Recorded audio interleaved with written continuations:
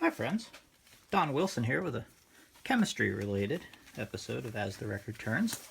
And I saw a while ago that Bruce the Victrola guy had a video or a picture or something where he used one of these lead test kits for seeing if a cylinder was made with the leaded wax. They used a lead oxide instead of the aluminum, metallic aluminum that was put in a carbonate and hydroxide solution to end up with aluminum stearate instead of lead stearate. So, does this work? That's one heck of an assumption to think that this over-the-counter product is actually going to check a material that it's not at all designed for lead. It's, after all, encapsulated in other waxes. There's not just lead stearate in here. There's lots of stearic acid, which is a wax. There's sodium stearate, which is the soap that we wash our hands with. But then there's also these mineral waxes, which are added to waterproof it. As a matter of fact, this is the Edison Master Wax formula. And that's one of the reasons it has that really fantastic shine to it. It also cuts like butter. Really wonderful formula. So, lead is kind of a dirty word these days. You can see I did some test cuts with a sapphire, put it under microscope, and they really looked quite wonderful. But anyway, back to the point at hand. So they have these test kits at your local hardware stores, and I love to take things apart. So what's inside of it? And what's inside of it is this little plastic sleeve.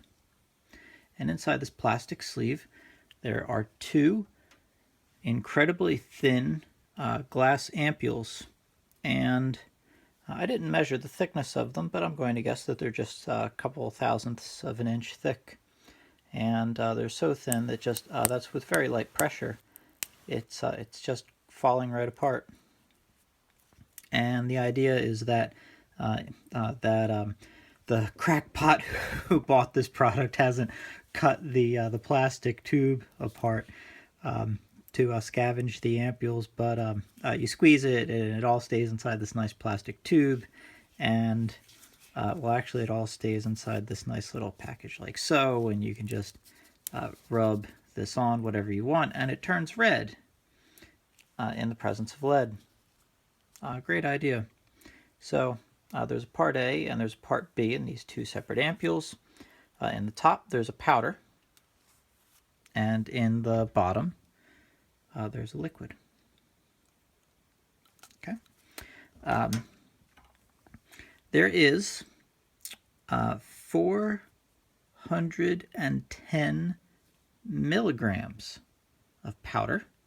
I measured it on my analytical balance, and I got to tell you, that's one of the most precisely weighed consumer products I think I've ever seen. Both of them, right on the money. 410 milligrams. And then there was 5,100, so that's a hair over half a gram, 0.51 grams. There is a solvent in here. I don't know if the solvent's water, if it's alcohol, or what it is. I'm not going to put my nose in it to try to find out.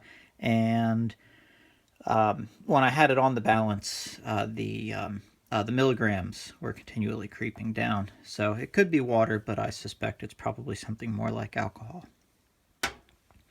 So the kit also comes with some directions. It comes with the typical legalese that we would all expect. That it says everything short of for entertainment purposes only. Nice little thing to set off the security alarm when you leave the store on a $10 product. Seems kind of ridiculous, but whatever. And last but not least, comes with these little spots, so you can check to make sure that it's actually working. So I'm a little on the frugal side, and it seemed wasteful to use the entire one of the entire. It came with those two for $10. It seemed kind of wasteful to use the whole thing. So I used these little scintillation vials, and I'm going to dust on a tiny little bit. See if I can get a little color. Maybe get a little more color. Not that cheap after all. Girlfriend might disagree. Shouldn't say that considering her mom's subscribes to. Hi, Linda. And now I'm going to use a pipette with a squeeze bulb. And we'll take out just a little. And we'll activate this guy. Put the cap back on so nothing evaporates off. And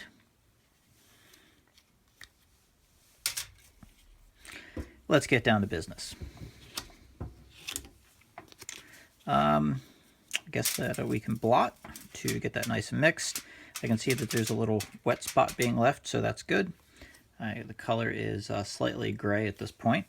And where I made those cuts for the with the sapphire, gonna rub and rub and rub. It's like rubbing a dog's ears. And look at that. See that? That's distinctly red.